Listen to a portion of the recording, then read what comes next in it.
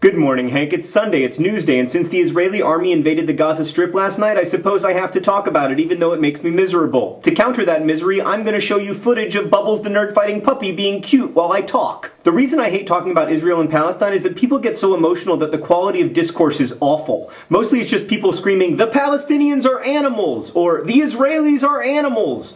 Both of which are true, of course. The Romans pointed it out long ago, Hank. Homo homini lupus. Man is a wolf to man. So okay, when people talk about this, they often say that the anger goes back thousands of years. That's true, of course, but the roots of every war go back thousands of years, and just because an argument's old doesn't mean it's intractable. For instance, Hank, our argument over whether the Chuck E. Cheese band's version of You Say It's Your Birthday is or is not great, you pro-me con, dates back more than 20 years, and yet, despite the relative ancientness of this argument, I don't want to kill you over it. So let's not start 2,000 years ago, let's start in 1947, when Britain still had about a fifth of the world colonized. The UN decides that Britain's colonization of Palestine should end and that two independent states should be created, Israel, a sovereign homeland for the Jewish people, and an independent Palestine. The disputed holy city of Jerusalem, which would be surrounded by Palestine, would be run by the UN. Excellent idea, and in fact everyone, and I mean everyone, who is not entirely crazy, still agrees that this is the only solution. An independent Israel, an independent Palestine, and a shared Jerusalem.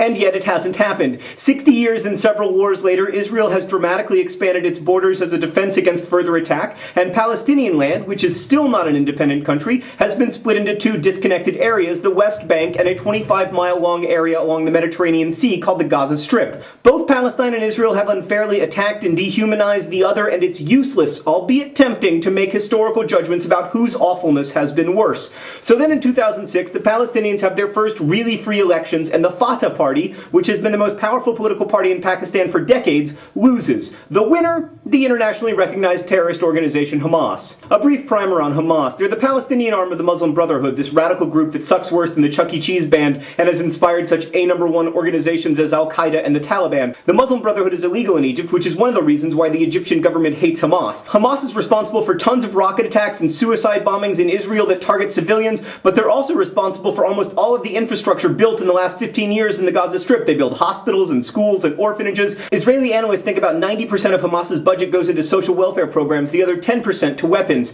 And it's important to remember that Palestinian voters, like American voters, don't vote solely on foreign policy. After all, most American voters prioritize the economy over the Iraq War, so too with the Palestinians. But anyway, since the election, the Hamas lobs rockets and Israel responds with better weaponry tit for tat has worsened consistently, culminating in the invasion last night. Ultimately, Israel wants to get Hamas out of power, which I think is a great idea. But unfortunately, most analysts feel that this war will strengthen Hamas rather than weaken it. And now, Hank, here's the John Green path to peace in Israel and Palestine in 1 minute. Israel needs to stop allowing the expansion of illegal settlements on Palestinian territory and begin to dismantle even the old ones. Hamas and the Alaska Martyrs Brigade need to stop all attacks on Israelis immediately. Israel needs to free its political prisoners. Fatah needs to quit ruining its legitimacy with corruption. If they do that, Hamas will be out of power within a year. At that point, Fatah and Israel can sit down together and draw a map similar to the 1949 map with real and lasting sovereignty for the Palestinian people, even if it means Israel opening itself up to some kind of lack of security. That's a situation no one's going to be happy with, but everyone can live with. And then you will acknowledge that you were wrong to like the Chuck E. Cheese band when you were 5. Salam and shalom and best wishes.